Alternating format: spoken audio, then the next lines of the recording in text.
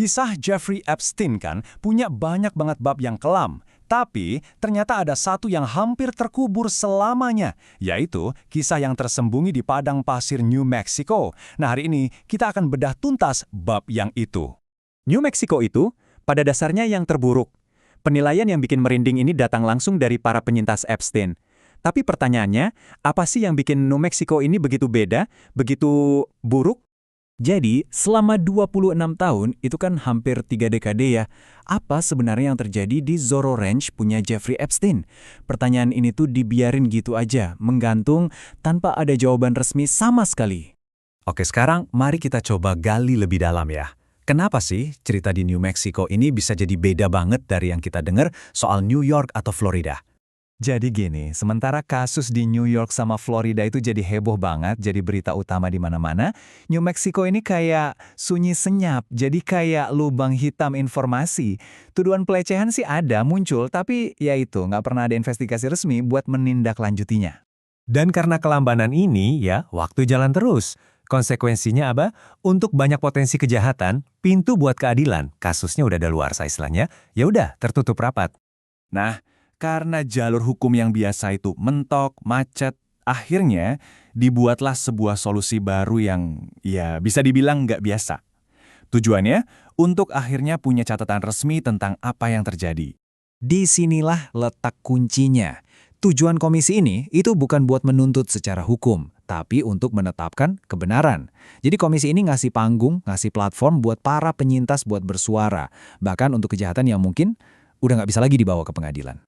Dan kutipan dari Andrea Romero, anggota dewan yang jadi motor penggerak komisi ini, benar-benar pas banget. Misinya itu satu, memastikan semua cerita ini tercatat secara resmi, biar nggak akan pernah dilupakan. Jadi, apa sih yang bikin komisi ini begitu unik?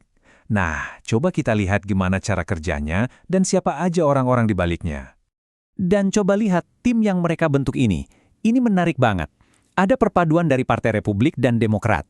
Keahliannya juga macam-macam. Ada jaksa kejahatan seksual, mantan agen FBI, ahli advokasi korban. Lengkap deh. Tujuannya jelas, biar penyelidikannya menyeluruh dan yang penting nggak politis.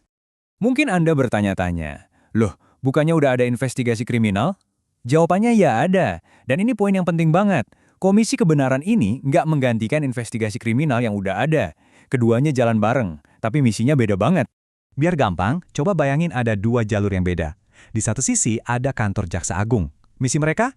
Cari bukti tanpa keraguan, fokus ke kejahatan yang bisa dituntut, dan ujung-ujungnya penuntutan pidana. Nah, di sisi lain ada komisi kebenaran. Misi mereka beda. Bikin catatan publik, kumpulin semua kesaksian, bahkan yang mungkin nggak cukup kuat buat pengadilan, dan ngasih rekomendasi kebijakan. Jadi yang satu buat menghukum, yang satu buat mengungkap cerita utuh. Sekarang, kita masuk ke bagian yang paling bikin ngeri. Apa aja sih tuduhan-tuduhan mengejutkan yang dihadapi komisi ini? Pertaruhannya ternyata besar banget.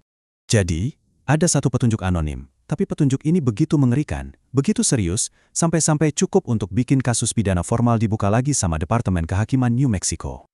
Dan ini dia isi klaimnya.